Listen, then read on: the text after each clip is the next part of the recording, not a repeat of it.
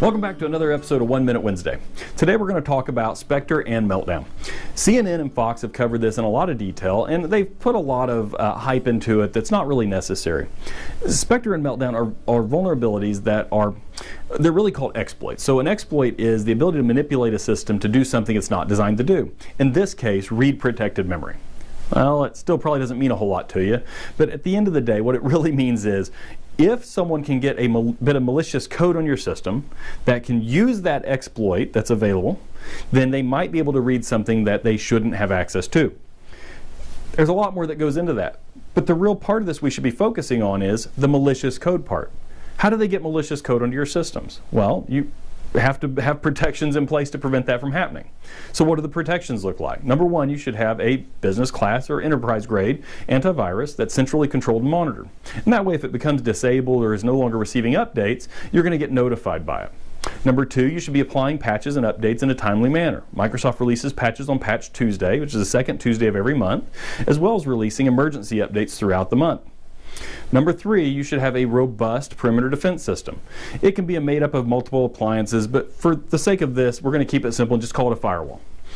The firewall should do some basic things, as well as some advanced things. The basic things are it should prevent certain data from going in and out of the network.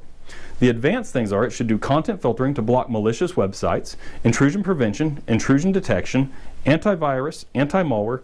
Wait a minute, why do we need that twice? Because that is the first layer of defense going into your network or out of your network.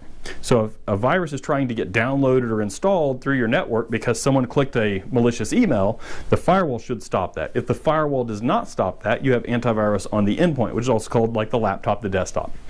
So that's your three basic principles of protecting your network.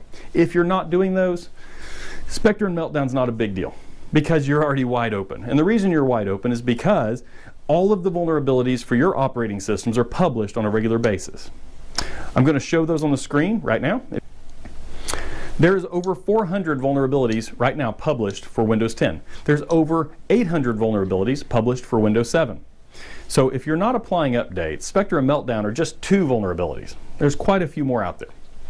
If you'd like any assistance in getting your systems patched, getting a business class antivirus, a business class firewall in place, and really locking down your environment and protecting it once and for all, give us a call. We can either put those in place for you or we can put them in place and manage them for you.